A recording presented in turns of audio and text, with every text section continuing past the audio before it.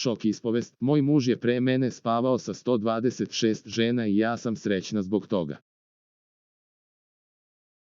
Evo šta ga je promenilo. Ispovest mlade Britanke je zapanjila svet. Ona je otkrila da se svesno upustila vezu sa ozloglašenim ženskarošem, ali i šta je uticalo na to da se promeni. Courtney Hargreaves, 22, je pre braka sa Elliotom, 23, imala seks sa samo 4 muškarca. Njegova brojka je pak drastično veća. Pre nego što se smirio, Elliot je imao ravno 126 partnerki. Ono što dodatno zbunjuje, jeste što Courtney ne da ne smera što je njen partner promiskuitetan, naprotiv, ona veruje da je to prednost. Odlično je što on ima toliko iskustva jer to znači da sa njim u krevetu nikad nije dosadno. Divljeg muškarca uvek možete da smirite, a sa njim dobijate mnogo toga, kaže Courtney. Par se upoznao pre 3 godine u noćnom klubu. Ugurao se u red ispred mene i šarmirao me. Svi su znali za njegovu reputaciju, da kući iz provoda ne ide sami, da je već odveo u krevet mnogo žena.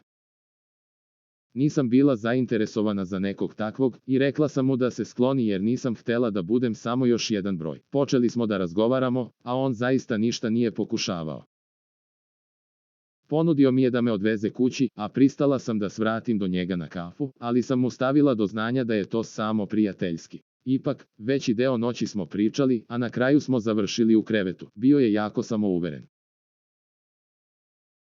Ujutro telefon nije prestao da mu zvoni, svi prijatelji su ga zvali da provere da li je uspeo da me odvuče u krevet i terali ga da me oceni od 1 do 10, priča Courtney u ispovesti za The Sun. Mada je verovala da će se sve zvršiti na toj večeri, Elliot ju je pozvao da mu se pridruži na doručku. Otvorio mi se i priznao da je retko kada sam išao kući otkad je napunio 18 godina. Cenila sam njegovu iskrenost i priznala mu da sam ja jako neiskusna u poređenju s njim. Rekla sam mu da sam zabrinuta da će izgubiti interes za mene kada shvati da nemam sve potrebne veštine, ali toga uopšte nije brinulo, otkriva ova Britanka koja veruje da su njena iskrenost i neiskustvo zapravo pridobili Elliota koji je ubrzo prestao da posećuje noćne klubove. Ranije su mi momci prigovarali zbog mog neiskustva, ali Elliot nije takav. Vrlo brzo smo postali par.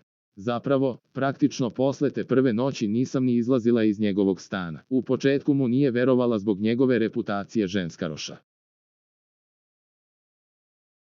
Onda sam rešila da naš odnos neću ocenjivati po tome šta drugi pričaju, već samo po tome kako se on ophodi prema meni, a to je uvek sa puno poštovanja i iskrenosti, kaže Courtney koja je pola godine nakon početka veze zatrudnela. Par se venčao mesec dana pre nego što je na svet došao njihov sin Isaac, a pre nepunih godinu dana su dobili i ćerkicu Alaju.